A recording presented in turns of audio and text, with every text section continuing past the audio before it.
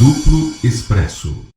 Mas ontem eu fui para o sacrifício, porque era importante fazer com que as pessoas tivessem os elementos para compreender essa questão da Lei Cancellier, suposta Lei Cancellier, né, a Lei Cancellier de Taubaté, e como ela se encaixa no panorama da guerra híbrida. Tão importante era esse assunto que eu chamei o Fernando Nogueira Martins Júnior para vir ao programa hoje explicar. Ele que tem prática como um advogado militante e, além disso, conhece a parte teórica, também, sendo professor de processo penal, ele vai explicar por que duas disposições desse artigo, dessa lei, no artigo 1º e no artigo 3º, esvaziam qualquer pretensão punitiva contra juízes e procuradores que não prestam, como Deltan Dallagnol e Sérgio Moro. Agora, procuradores e juízes que prestam, como, por exemplo, né, o meu xará Rômulo Moreira, lá da Bahia, que essa semana foi punido de novo pelo Conselho Nacional do Ministério Público por emitir opiniões contrárias ao projeto do golpe. Isso vem desde 2016, ele vem sendo punido. Aí em 2016 nós publicamos, na época ainda estava no blog do Nassif, um artigo em apoio a ele diante da perseguição que ele sofria e sofre na mão do Conselho Nacional do Ministério Público. Isso voltou a se verificar hoje. Da mesma forma, juízes como a Kenarik, essas pessoas vão ser encaixadas para serem sancionadas nessa lei de abuso de autoridade da forma que ela está. Por quê? Porque a exclusividade, praticamente, né, o total controle sobre a acusação fica na mão do principal criminoso, que é o Ministério Público, seja estadual, seja federal. Ele escolhe se leva adiante a ação ou não contra os seus colegas. Então não há diferença nenhuma do âmbito de vista de accountability, né, de responsabilização, com relação ao que a gente já tem hoje, que é o Conselho Nacional de Justiça e o Conselho Nacional do Ministério Público. São as pessoas sendo julgadas e denunciadas pelos seus pares, onde reina o corporativismo. O Conselho Nacional de Justiça e o Conselho Nacional do Ministério Público só serviram para punir procuradores e juízes que prestam. Vê se o Deltan Dallagnol e o Sérgio Moro sofreram alguma sanção administrativa no âmbito desses conselhos. Não. Quantas representações não foram feitas? Dezenas. A lei existe, a base legal para punição existe, já existia, mas eles não sofreram nenhuma sanção.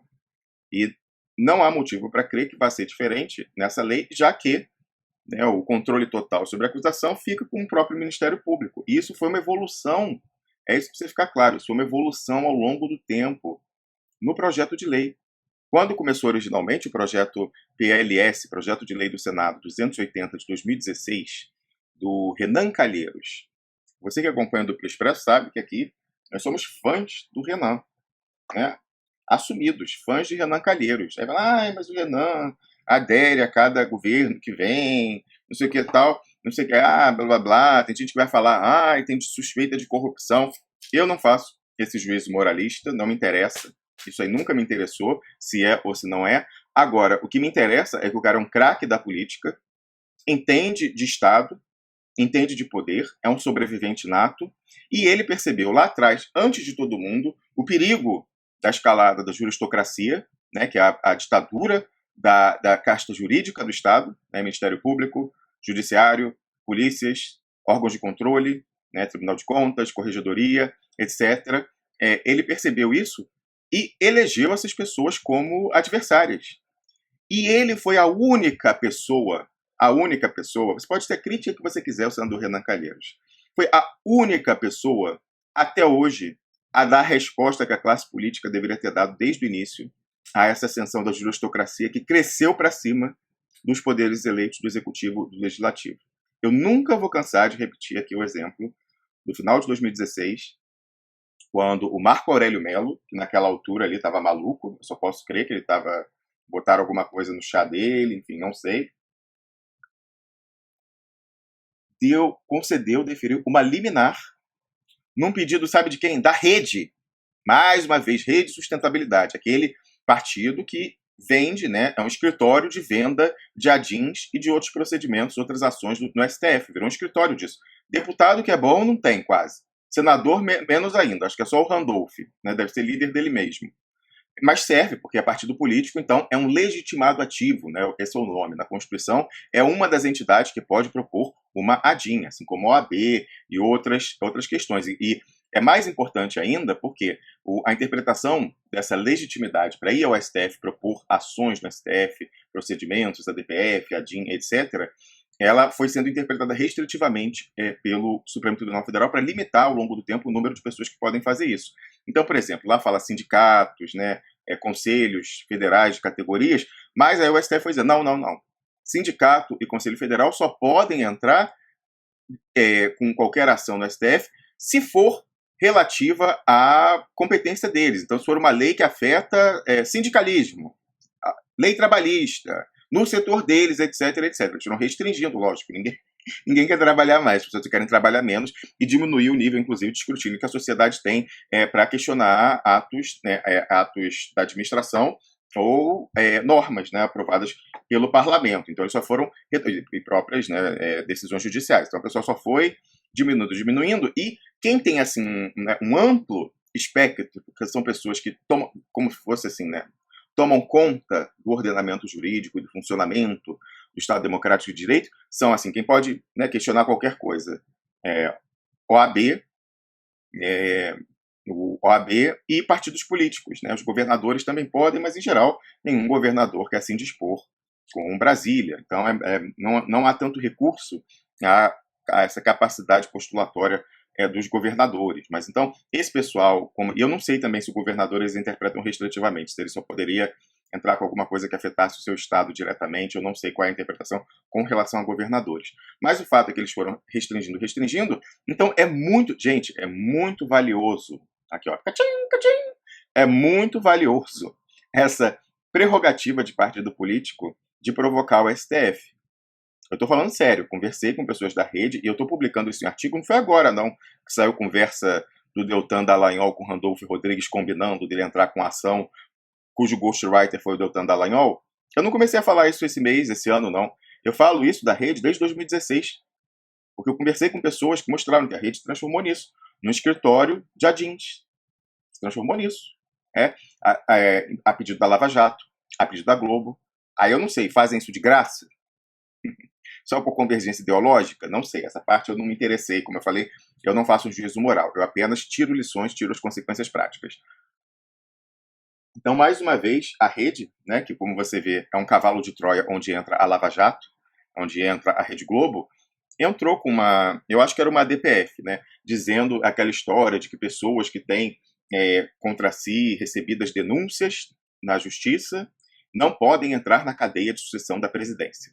Né? Não podem. E aí o que aconteceu? Se você for olhar a cadeia de sucessão da presidência, naquele momento ali, Dilma Rousseff já tinha saído, nós tínhamos Michel Temer, aí na presidência da Câmara, salvo engano, ainda estava o Eduardo Cunha, aí na presidência do Senado estava o Renan Calheiros, né? E na presidência do STF, não sei se já era Carmen Lúcia, mas é irrelevante quem era do STF. Né? Recolha seus juizecos, aliás, quem cunhou essa expressão, ou pelo menos popularizou, foi o senador Renan Calheiros, aquela vez que um juizeco de Brasília mandou dar busca e apreensão em gabinetes no Senado. Ele falou, mas o que é isso? Que juizeco é esse e tal? Então você vê que o cara já está há muito tempo de olho nisso. O cara vê longe o Renan Calheiros. Você pode gostar dele ou não, ter afinidade ideológica, aliás, é difícil você ter afinidade ou não, porque ele é um camaleão, né, pro bem e pro mal, ele é um camaleão, então, e é um craque, entende, de poder, ele vê ameaça à própria estrutura do Estado, que era a juristocracia antes de todo mundo. E ele percebe que só a classe política unida poderia dar a resposta adequada. Então, o que ele faz? Nessa ADPF da rede, o Marco Aurélio falando o seguinte, quem está denunciado não pode estar na cadeia de sucessão da presidência. Então, olha que loucura. Atenção, olha que loucura. Agora no Brasil são 7h02 no horário de Brasília. A rede falou o seguinte, então, já que o Eduardo Cunha tem denúncia recebida na justiça e o Renan Calheiros também, eles têm que ser afastados da presidência das casas legislativas, da Câmara e do Senado, porque se o presidente viajar, já que não tem vice, eles assumiriam a presidência da República. Então, como tem esse entendimento da STF que um denunciado não pode ser presidente, então, eles não têm que tirar eles de lá, porque senão eles vão assumir automaticamente. Um absurdo. se você pensar o que é o principal e o acessório, né? É o rabo abanando o cachorro. Por quê? O cara, o Renan, nesse caso, tinha sido eleito para presidir o Senado. Ele assumir a presidência na interinidade, quando o presidente não está, é acessório. Ele vai ser tirado da presidência do Senado, para a qual ele foi eleito pelos seus pares, que por sua vez foram eleitos pela sociedade, pelo sufrágio universal, porque não pode assumir a presidência da República, eventualmente, se tiver uma viagem. É assim, absurdo, absurdo do ponto de vista sistêmico, do ponto de vista do raciocínio silogístico, jurídico, tudo do ponto de vista da representatividade, do princípio democrático, tudo isso, se você pensar um poder não eleito. Aí o Marco Aurélio, aí é pior, essa questão do poder não eleito. Aí o Marco Aurélio vai, monocraticamente, sozinho, né, monocraticamente, defere em caráter liminar, provisório, o pedido da rede, e fala o seguinte: está afastado o presidente do Congresso Nacional, o presidente do Senado, Renan Calheiros.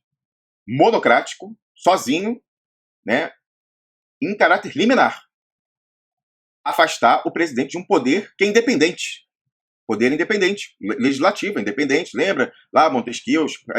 Aí o Renan Calheiros percebeu o absurdo daquilo e falou: a resposta, esse ataque não é a mim. Olha a diferença, que é um cara que entende e tem uma visão sistêmica. Ele percebeu: esse ataque não é a minha pessoa. Esse ataque é a instituição legislativa. Mais do que isso, esse ataque é a classe política e, por tabela, a soberania popular, ao eleitor. Estão tirando a prerrogativa do eleitor de colocar senadores e, indiretamente, escolher quem preside o poder legislativo. O que ele fez? Ele falou: a resposta a isso, já que não é um ataque à minha pessoa, a resposta a isso tem que ser institucional. O que o Renan Calheiros fez? Pegou toda a mesa diretora do Senado, que ali tinha representação de todos os partidos, o vice dele era do PT, salvo engano era o Tião Viana, tinha todos os partidos, e ele escreve, né, uma nota que é assinada por todo mundo na mesa diretora, falando que não iam obedecer àquela liminar, que iam aguardar um pronunciamento em caráter definitivo do colegiado, dos 11. E mesmo assim, na nota, eles não dizem que se os 11 confirmassem a loucura que Marco Aurélio Melo fez naquele tempo, né, ele agora está se redimindo, mas fez besteira ali naquela época. Fernando Nogueira já chegou aí para conversar com a gente. Fez besteira. Então, naquele momento, eles falaram que iam esperar, né, porque eles pensavam ali que com as conversas o pessoal teria mais juízo, e tiveram, de fato tiveram. Mas eles nem sequer dizem que cumpririam a decisão do colegiado. Aí o que é melhor? Aí que você vê que Renan é um craque, né? Para horror da Rede Globo, que botou lá um paparazzi filmando do alto para ver, o oficialeco de justiça, né? O Renan chama de juizeco, eu chamo o oficial de oficialeco. O oficialeco foi lá na residência oficial do presidente do Senado, do presidente do Congresso Nacional, do presidente do Poder Legislativo, cientificar ele de que ele estava afastado das suas funções como presidente do Senado por uma liminar monocrática de Marco Aurélio Melo. O Renan Calheiros estava em casa, né? A Globo fez questão de filmar do alto, viu ele passando lá no quintal, vai para um lado, para o outro, aparece, né, pelo vidro da casa. O oficialeco tocou a campanha, ele não abriu. No maior assinte, mas um assinte republicano. Tinha que ser assintoso mesmo.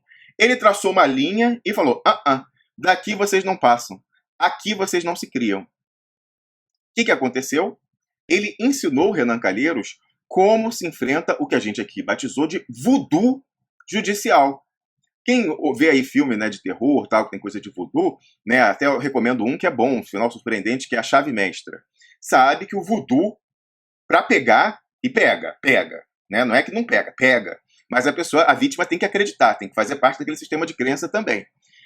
E aí, o Renan Calheiros falou o seguinte, né, o pessoal estava lá, pegou o bonequinho dele, pô, não tenho nenhum bonequinho aqui para fazer uma dramatização, mas pegaram o bonequinho dele, o pessoal espetando. Ele falou: isso é voodoo. Desculpa, eu não tô querendo. Daqui a pouco o Cláudio Pacheco vai chegar, vou falar uma expressão popular, sem nenhum demérito para ele. Assim, falou: chuto porque é macumba. E chutou, né? No Rio a gente fala: chuta que é macumba. Chutou, acabou e falou: não acredito nisso, não tem valor nenhum. Isso aí é uma farsa. Peitou. O que aconteceu? Ato contínuo na semana seguinte. porque teve alguém, uma pessoa com culhão na classe política brasileira. Já falei, você pode gostar ou não do Renan Calheiros, pode ter aí juízo moralista sobre ele, mas é uma pessoa que tem culhão e que entende de Estado, entende de poder e viu a ameaça que era aquilo. Bastou uma pessoa, e com a sua capacidade de articulação, chamar toda a classe política e falar: a nossa resposta é unida, que é o que deveria ter sido feito desde o início. Desde o início. Ele, naquele episódio, fez isso. Na semana seguinte, foi o colegiado do STF julgar aquela liminar do Marco Aurélio. O Marco Aurélio perdeu de 10-1. Não foi de 10 porque tinha dois que estavam viajando aí, eu acho que o Gilmar e o Barroso. Mas foi, sei lá, 9-1, 8-1, uma coisa assim. Ninguém teve coragem de apoiar o Marco Aurélio Melo. Ele, se bobear, até ele ficou constrangido, né? Assim, mas se é capaz de... Ele, hoje em dia, votaria contra a liminar que ele tinha concedido naquele momento para uma ADPF da rede. Essa que vende a ADPF e vende a DIN. Aí, no caso, para a Lava Jato, que queria tirar o Renan. Por quê? Porque o Renan, desde ali, já vinha com esse projeto de conter, de criminalizar o abuso de autoridade. A autoria da Lei Canceler, a verdadeira, é do Renan Calheiros. Ele era considerado, junto com Gilmar Mendes, o maior inimigo do lavajatismo e da meganhagem, dos abusos. Fernando Nogueira, bom dia aí. Chegou já para conversar com a gente. Deixa eu abrir seu microfone. Dá bom dia para a galera. Peraí, não entrou não. Peraí, eu que fiz um erro aqui, não botei a saída certa. Agora sim, pode dar seu bom dia. Tá bom. Bom dia, Rômulo. Bom dia, Expressional. Estou te ouvindo aqui atentamente, falando sobre essa questão do Renan Calheiros, que mostra mesmo, né, como você bem disse, qual que é o padrão de comportamento que a gente deve, de alguma forma, adotar para poder enfrentar a juristocracia. Voodoo judicial, sobretudo. Quando é voodoo, gente... Por exemplo, eu quero dar um outro exemplo aqui prático do ano passado, Fernando. Quando teve a greve dos caminhoneiros, e o Fux chega e fala: ou vocês voltam a rodar nas estradas do Brasil, ou então vocês têm que pagar 500 milhões de dólares, 500 milhões de dólares, não, 500, quase, né? 500 milhões de reais de multa por dia, uma coisa assim, um valor que ele deve ter tirado debaixo da peruca dele, né? Assim, 500 milhões de reais. Gente, é voodoo. Por quê? Imagina se os caminhoneiros falam o seguinte: não voltamos. Gente, isso ia ter sido tão maravilhoso, Fernando. E eu pedi no programa, por favor, façam isso. Eu falei, imagina se os caminhoneiros falam assim: não voltamos enquanto você não pegar essa multa, senhor Fux, essa multa de 500 milhões e enfiar na sua peruca, digamos assim, enfiar de volta na sua peruca. O que o Fux ia fazer? Ia ele e o seu gabinete dirigir os caminhões no Brasil para impedir a falta de abastecimento? E é voodoo judicial, eles não têm... Fora o poder simbólico, né, com aquela roupinha lá, não sei o quê, o martelinho, qual é o poder de um juizeco? Nenhum. Então, quando eles extrapolam, exorbitam os seus poderes, e você tem condição de chamar o blefe, como chamou o Renan Calheiros, e como poderiam ter chamado os caminhoneiros, como poderiam ter chamado os petroleiros, porque na mesma hora fizeram a mesma coisa, os petroleiros todos voltaram para trabalhar, quietinhos, estabeleceram multa. Se tivesse parado refinaria, parado plataforma, parou o Brasil. Eles nunca usaram os petroleiros essa prerrogativa, desde que começou o golpe, a Petrobras sendo destruída. Já me falaram aí que por causa da questão da corrupção, pega boa parte também, né? Aí eu entendi por que os petroleiros não fazem nada. Mas é assim que se trata o voodoo judicial e é assim que se trata a juristocracia. E o Renan deu esse exemplo ali e deu uma goleada na juristocracia. Foi uma coisa como 8-1. 8-1, e hoje em dia nem o Marco Aurélio Melo mais votaria a favor da liminar que ele deferiu. Então o senador Renan Calheiros era o inimigo, e a rede entrou com aquela DPF a pedido da Lava Jato, justamente para tirar ele e sancioná-lo pelo projeto que era de autoria dele naquele momento, que era a Lei Canceler, a Lei de Abuso de Autoridade. Ele era o autor e o relator era o senador Renan Calheiros. Porque justamente o Renan não tinha condição de ficar como a face pública. Então as pessoas precisam entender que o autor apresenta rapidamente e todo o trabalho de negociação legislativa, a pessoa que vai interagir com a sociedade, é o relator. Então, é muito... Né, embora a lei vá constar como autoria de fulano, na verdade o relator acaba trabalhando até mais.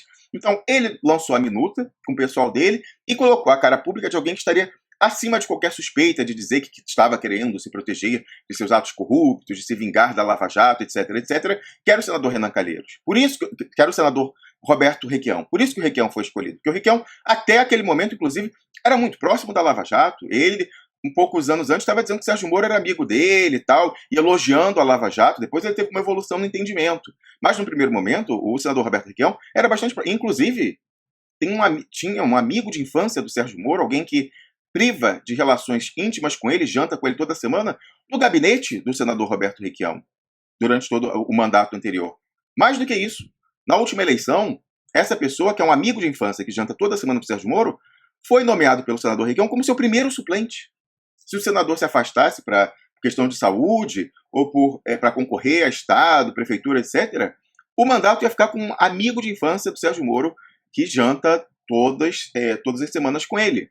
O senador Roberto Requião, logicamente, estava andando num fio de navalha, ali naquele estado que é um dos mais direitistas do Brasil, o Paraná. Então, embora ele, de uma maneira muito corajosa e muito desapegada, tenha defendido o presidente Lula e empunhado esse projeto do abuso de lei e autoridade, ele também acendia uma lei, uma lei também, acendia uma vela para o pessoal, né, do lavajatismo. Então tinha um diálogo, ele era ali, né, tentava agradar a ambos um pouquinho, pelo menos, né, ou não romper totalmente com o pessoal da Lava Jato. E aí falaram, irmão, o senador Roberto Requião é a pessoa ideal, já que não paira contra ele nenhuma acusação, nenhuma suspeição de ato corrupto ou de querer retaliar a Lava Jato, já que ele até tem uma proximidade, tem pessoas profundamente ligadas à Lava Jato no seu próprio gabinete. Ele é a pessoa ideal para tocar esse projeto, né? Ele tem autoridade moral e política para fazer isso e se blindar contra esse tipo de crítica. Então, foi por conveniência que esse projeto o Renan Calheiros entregou para a relatoria do Roberto Requião. E aí o que aconteceu? O projeto era ótimo, né? Vem desse cara que peitou, vem do Renan. Então botava ali para quebrar, A Lava Jato ficou enlouquecida. E aí o que eles fizeram? Acionaram mais uma vez os despachantes deles na Praça dos Três Poderes, Randolfo Rodrigues. E vem o Randolfo Rodrigues, que é um refém da Lava Jato, por isso que ele é lobista, porque ele apareceu numa lista do Odebrecht aí e foi, né, liberado sem qualquer questionamento. Pegaram o Randolfo Rodrigues e falaram, vem cá, você vai apresentar um substitutivo, tirando todos os dentes desse projeto e esvaziando completamente. Dito e feito, o Randolfo Rodrigues entregou, mas aí fez a autoria do Randolfo, mas mais uma vez colocou sob relatoria do Roberto Requião. Essa é a lei que foi aprovada essa semana na Câmara. Tinha sido aprovada no ano passado no Senado. Ano passado não, em 2017. Olha isso, também o timing é super suspeito, né? Ficou na gaveta 2 anos, aí agora, do nada, não é do nada, a gente já fala sobre isso. Volta a lei aprovada, é uma maneira esquisita que a gente vai comentar. Aí, né, essa lei é aprovada, né, e aí qual é o pior? Qual é o pior de tudo? O projeto, no final, que saiu do gabinete do senador Roberto Requião, consegue ser ainda pior, com menos dente ainda, do que era a redação original do substitutivo do Randolfo Rodrigues, a mando da Lava Jato. Eu soube, né, eu apurei, aí falta o pessoal, tentei conseguir informação do pessoal do gabinete, ainda não tive a resposta quanto a esse particular, né, tivemos o diálogo, mas ainda não quanto a esse particular, de quando que foi a evolução dessa história de colocar a ação, a pretensão punitiva, totalmente sob controle dos ministérios públicos, seja estadual ou federal. Como eu falei, é você acreditar que o Pozzobon, procurador, vai processar o Dallagnol, ou vice-versa, que o Dallagnol vai processar o Pozzobon. Né? Na prática, é isso que a lei está colocando, e não vai acontecer. É a mesma coisa do CNJ e do CNMP. Isso não estava na redação original do Randolfo Rodrigues. Ela já era bem pior que a do Renan Calheiros, mas aí a que sai do gabinete do Requião é pior ainda, colocando total controle dos ministérios públicos. E aí o que eu ouvi, o que eu apurei, é que isso teria sido uma redação entregue pela dupla, mais uma vez, Randolph, com a Simone Tebet, que é senadora, ela inclusive é professora de Direito, né, fala bem, articulada, mas que é outra refém da Lava Jato e por isso também é lobista da Lava Jato no Senado, porque ela foi prefeita de uma cidade no interior, acho que é Dourados, não sei o nome da cidade, ela foi prefeita de uma cidade lá no Mato Grosso do Sul, teve ali questões de questionamento, improbidade administrativa, etc. Poderia ser encaixada na ficha limpa, mas o Ministério Público quebrou o galho para ela, em troca, uma mão lava a outra, ela se tornou, junto com Randolph, lobista, né, lobista refém da Lava Jato no Senado. E aí parece que a senadora Simone Tebet conseguiu enrolar a assessoria do Requião, falou, não, isso não é nada, muda nada, só essa redação aqui, que eu já combinei com a galera, tá mais bem escrita e tal. E aí botou essa redação que foi a final, foi aprovada lá, e que foi para a Câmara e foi aprovada, que tira completamente, né, praticamente, na prática, o poder da família e do ofendido de quererem uma reparação e de serem os titulares da ação penal. Daqui a pouco o Fernando Nogueira vai explicar com muito mais propriedade do que eu esse aspecto, né? Por isso até que eu chamei ele hoje aqui, ele vai poder explicar melhor ainda. E aí, quando sai essa semana aprovado, tudo é muito esquisito.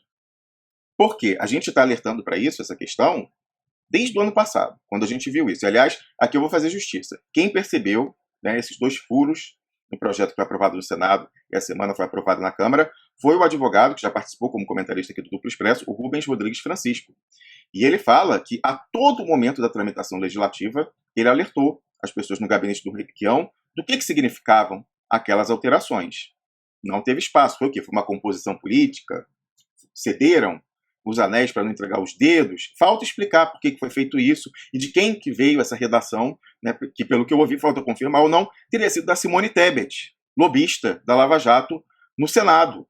Né, não, falta confirmar, mas enfim, cabe ao pessoal da assessoria do Requião esclarecer, né, porque, e, aliás, eu coloquei uma epígrafe, né, no artigo que eu publiquei ontem, do Bismarck, né, o Bismarck falando que se as pessoas soubessem como as salsichas e as leis são feitas, que ninguém conseguiria dormir à noite, né? E se você gosta de salsicha e de lei, é melhor que você não saiba como elas são fabricadas. Então, a gente estaria abrindo a salsicha, aí perguntando como é que esse jabuti da Simone Tebet foi parar dentro do projeto de lei relatado pelo Requião, mas de autoria do Randolfo Rodrigues. E eu quero repetir aqui, nós temos enorme apreço e respeito pelo senador Roberto Requião, uma pessoa que já veio diversas vezes ao programa, e se não voltou, não é por falta de convite. Ainda ontem mandei mensagens para ele sobre essa questão, falando, olha aqui, mandando a evolução da redação do artigo 3º, esse que fala da competência do Ministério Público para processar o Ministério Público. Falei, olha, essa era a redação do Renan, essa era a redação original do Randolph, e essa aqui é a redação que saiu do seu gabinete. Que, segundo eu ouvi, foi um contrabando da Simone Tebet. Né? Mandei para ele viu. Enfim, não sei se vai se pronunciar a esse respeito, mas embora tenhamos, inclusive, não só respeito e admiração, mas até um afeto, você que é expressionauta sabe disso, como a gente lutou aqui no ano passado para fazer Roberto Requião vice do Lula, a gente criou aquela história do... Aliás, quem criou a expressão vice-lobisomem foi o próprio Requião. Né? A gente falava que tinha que ser um vice assustador, que botasse medo no mercado, que era a garantia de que o Lula seria candidato e não seria afastado, porque do Lula o mercado não tem medo. O Requião, quando veio, falou, isso aí que vocês estão falando parece a tese do vice-lobisomem. E realmente, mas até com a sua genialidade comunicacional. Ele que é, além de político, é advogado, professor de direito por formação e também jornalista. Então mostrou ali, né, a sua sacada falando do vice-lobisomem e tem outras tiradas sensacionais. Então, nosso respeito, nosso afeto continua tanto quanto antes, né? Enorme, enorme. É um quadro raríssimo na política atual. Agora, aqui a gente não passa pano para ninguém. Quando alguém come mosca, a gente vai apontar, por mais que seja uma das nossas referências na política. Nesse caso, foi o senador Roberto Requião, que, pelo que eu entendo, deve ter sido ali o pessoal da sua assessoria, que foi engambelado pela Simone Tebet e pelo Randolfo Rodrigues. A Lava Jato entrou no gabinete dele. Já tinha um representante lá, o amigo do Sérgio Moro, que de repente abriu as portas e entrou Simone Tebet e botou esse contrabando. Então, é preciso entender que essa lei que foi aprovada, ela não vale a pena não vale a pena, melhor reformulando, não vale a pena eleger essa lei que foi aprovada essa semana como um cavalo de batalha. E não é só a questão estratégica da guerra híbrida, mas é porque a gente vai vestir a carapuça aos olhos da direita dos esquerdopatas amigos de bandido, quando sequer essa lei é amiga de bandido, quando sequer essa lei se presta a isso. Então, é vela gasta com um defunto ruim. A gente vai vestir a carapuça de amigo de bandido, mais uma vez permitir que o Bolsonaro e o lavajatismo se fortaleçam, fazendo aquela divisão fake do Brasil entre cidadãos de bem que querem lutar contra a corrupção e esquerdopatas que têm bandidos de estimação e são amigos de corrupto, quando, na verdade, essa lei sequer acaba com o abuso de autoridade. Então, ainda ontem a gente viu essa operação, como essa operação se deu, quando foi ao primeiro lugar, nos trending topics do Twitter, a hashtag Veta Bolsonaro. Eles não estão, a Lava Jato não está correndo nenhum risco. Eles deixaram aprovar um projeto que não muda nada, e mesmo assim que vai ser vetado apenas para poder ser capitalizado pelo Bolsonaro e pela Lava Jato, para dizer que as instituições, que há um grande complô da classe política corrompida e tal, para tentar acabar com a Lava Jato, impedir o Bolsonaro de governar, no quadro que a gente vem descrevendo aqui há muito tempo junto com Piero Leiner. Então, é para isso. Então, o que vai acontecer? Na hora que saiu essa aprovação, eu falei, o Bolsonaro vai vetar ou integralmente ou ponto-chave dessa lei. O Sérgio Moro ontem já confirmou, já veio isso aqui ao longo do dia, o Sérgio Moro dizendo, não, o presidente deve usar, sim, o seu poder de veto. E aí você quer piorar ainda a situação, para ser mais farsesco, mais telequete ainda? O Deltan Dallagnol, a pessoa da Lava Jato, foi para as redes sociais falar: é um absurdo essa lei, quer acabar. Você acha que eles não sabem que essa lei não é nada? Claro que sabem, eles participaram da confecção, lá, fazendo lobby com Simone Tebet e com Randolfo Rodrigues. O projeto que era bom, que era o do Renan, eles conseguiram enterrar e deixar esse projeto do Randolph. Né? O relator foi o mesmo nos dois, o Roberto Requião. Então eles sabem perfeitamente da incapacidade, da falta de dente desse projeto, mas eles estão fazendo esse telequete para pintar como se houvesse uma ameaça, mas eles sequer deixaram a ameaça real existir. Então, olha como deve ser o ideal nesse projeto para, mais uma vez, mostrar uma oposição entre a classe política, a velha política corrompida e tradicional, contra a nova política, o lavajatismo, os militares, probos, etc. Aí vai o Bolsonaro, veta, e aí vai o Congresso da velha política e derruba o veto do Bolsonaro. Aí tem que vai falar, olha aí o Congresso desses ladrões e tal, querendo se proteger, a sua roubalheira. O Bolsonaro tentou moralizar a coisa com o Sérgio Moro, mas esse pessoal passou por cima. Então, a solução é acabar com esse Congresso. A solução é acabar com esse Congresso de corruptos que não deixam o Bolsonaro governar. Aí você fala, não, mas pelo menos a gente ficou com a lei, né? Se eles vão fazer esse telequete, nós ficamos com a lei. Que é nada! A lei que é nada. Você percebe como está tudo dominado? A lei não é nada. Então, a lei é um tipo de incêndio do hashtag. Como tudo que eles estão fazendo, a história de terrorismo. Gente, eles estão com um leque, né? O Piero ainda na terça-feira fez uma lista de coisas. Eles estão com várias oportunidades, talvez usem todas, inclusive, para fechar o regime, para colocar toda a opinião pública contra o que resta das instituições. E esse exemplo dessa lei Canceller, ela é a prova definitiva, é batom na cueca. Minha gente, o partido do Bolsonaro, o PSL, assinou o pedido para colocar a tramitação em regime de urgência. O partido... Será que... Ô, Fernando, eu tenho certeza que ainda não colocaram LSD em todas as caixas d'água do Brasil, porque você não está ainda lisérgico nos seus comentários. Mas, assim, eu fico com a impressão que é porque eu estou na Suíça e aqui a água é de muito boa qualidade, né? Neve derretida dos Alpes, ou então dos glaciers, como é que fala em português, né? Geleiras, né? Aquelas coisas congeladas desde a era glacial, maravilhoso, assim, eu adoro. A água daqui é muito boa, né? Vou até beber um golinho aqui agora, para fazer propaganda.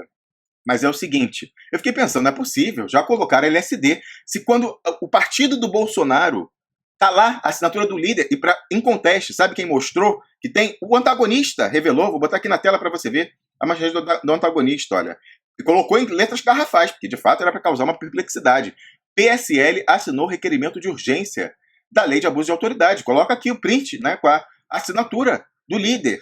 Então, ninguém desconfiou, se tudo isso que a gente falou, e olha que eu já desenvolvi essa tese antes de saber disso, mas esse é o batom na cueca.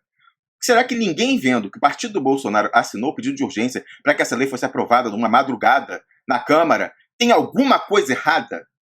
Tem alguma coisa errada? Aí, fora isso, não só eles assinam a urgência, como na hora da votação, em vez de obstruir, em vez de não dar quórum, tirar os seus deputados, eles ficaram lá fazendo um espetáculo. Somos contra, vai acabar com a Lava Jato, isso é a vingança dos corruptos. Mas deram quórum para a votação, em vez de sair. Quando a oposição é verdadeira, as pessoas obstruem. O que aconteceu na Previdência, no telequete? A Jandira Fegali, líder da oposição, suspendeu a obstrução. Então, na verdade, ela aprovou, né? Ela deixou rolar e falou, não, é porque a gente precisa dar toda a atenção ao Glenn Greenwald. Então, eu fiz um acordo com a situação, com o governo, para eles apoiarem a vinda de Glenn Greenwald ao Congresso. Em troca, a gente deixou a Previdência rolar. Então, oposição de verdade obstrui. Quem não obstrui, fica só fazendo discursinho bonitinho lá em tribuna, é telequete. E foi exatamente o que o partido do Bolsonaro fez. E sabe quem faz isso também? Eu achei interessante, o Thales Faria, jornalista lá, veterano, anotou, o PT fazia isso durante o governo do PT. Quando tinha algum projeto que era impopular, o PT não obstruía, não tirava, né, dava quórum, mas deixava o pessoal fisiológico do Centrão votar a favor, para ficar com a fama ruim, e o PT se preservava. Quando, se de fato eles quisessem barrar o projeto, eles fariam obstrução, não dariam quórum. É a mesma coisa agora. E é a mesma coisa que está acontecendo com o PL 2418, Patriot Act Tabajara, com a outra perna do Patriot Act Tabajara, que é o projeto de lei para o qual nos alertou essa semana ainda o Fernando Nogueira Martins Júnior, que é aquele que traduz, né, no seu artigo 2º, um trecho do Patriot Act mesmo, dizendo que até coisas que aparentem ser preparativos para terrorismo já podem ser criminalizadas. Não está sendo obstruído, né? A oposição não fala sobre isso. tramita em caráter conclusivo na Câmara dos Deputados, a questão lá do monitoramento, né, o 2418. Parece que esse da criminalização vai passar pelo plenário, mas o outro sequer... É o PL 1595. 1595 desse ano e o outro é o 2418 desse ano. São as duas pernas do Patriot Act. O cybermonitoramento, é o 2418, e esse 1595 é esse da criminalização de coisas que aparentem. Aí você junta, o Fernando, esse do aparentar ser terrorismo com essa lei que foi aprovada ontem, dizendo que interpretação tá tranquilo? Não, eu interpretei que aquilo parecia terrorismo. Acabou, não tem abuso de autoridade. Aliás, uma pessoa fez uma colocação sensacional, falando o seguinte, lá nos comentários do artigo que eu publiquei ontem à noite, o Fernando, dizendo o seguinte: é de se estranhar mesmo que num contexto em que o governador do Rio de Janeiro, Witzel, determina execução sumária, abate, sendo que ele né, do partido do Bolsonaro, foi candidato do Bolsonaro, e até aqui parece próximo ao Bolsonaro, o Rubem Gonzalez acha que ele vai, né, separar. Vamos ver, mas até aqui assim, como que ele estaria tão tranquilo para fazer isso? Se acabou de ser aprovada, inclusive com apoio do PSL, embora não votou, deu quórum, e votou o pedido de urgência, apoiou o pedido de urgência, de um abuso de autoridade. Que abuso de autoridade maior do que o governador do estado dizer que pode fazer execução sumária? Como que esse cara está tão tranquilo? É porque aquilo não vai acontecer nada. Porque lá foi a outra alteração, colocando no artigo 1º a história do impedimento do chamado crime de hermenêutica, né, que você não pode ser responsabilizado por fazer uma interpretação sua, pessoal, da lei. A lei diz A, mas eu interpretei que é B. Eu interpretei minha interpretação. E aí você não pode, nesse contexto, ser caracterizado como abuso de autoridade. Isso entrou com uma emenda de outro refém da Lava Jato na casa, o senador Aécio Neves. A história volta ao Bismarck. Se você souber como é que são feitas as salsichas e as leis, você não come mais salsicha e vai ser a favor de uma revolução, né? Com certeza. Então, o Aécio Neves, penduradíssimo naquele momento ali, vai e propõe essa emenda de dizer, lá isentando, inclusive, colocando num parágrafo a chamada, eu quero saber até se a minha interpretação está correta, Fernando, não sei se eu usei com impropriedade, aquela história da tal prova diabólica, que é aquela que só o diabo pode saber o elemento psicológico da pessoa, ela teve ou ela não teve a intenção, porque coloca lá o seguinte: só pode ser considerado abuso de autoridade se a pessoa agiu com a finalidade de prejudicar a outra pessoa. Se ela não tinha finalidade, aí não é abuso de autoridade. Mas quem vai saber se ela tinha finalidade ou não? Ela e o diabo. Ela e o diabo. É a prova diabólica. Então, tá lá essas duas coisas, acabou, aquela lei não é nada, gente. Do ponto de vista substantivo, essas duas coisas, né, da prova diabólica, o elemento subjetivo, saber se ele queria ou não queria de verdade, e essa história, de qual é a outra? Peraí, eu acabei de falar. Crime de hermenêutica. Isso, o crime de hermenêutica, a pessoa pode falar, a lei dizia isso, mas eu interpretei de maneira diametralmente oposta. A Constituição diz que não pode ser, que a pessoa só pode ser presa depois do trânsito em julgado. Eu fiz uma interpretação sistemática e acho que aí, pelo princípio da moralidade, não, tem que cumprir a pena a partir de segunda instância. O exemplo vem de cima, do STF. O exemplo vem de cima. Então tá ali, é contra a literalidade. Você quer exemplo mais claro de crime de hermenêutica, né? Porque isso é o verdadeiro crime de hermenêutica. Quer exemplo mais claro do que esse da Suprema Corte, e tudo que o Sérgio Moro fez até aqui?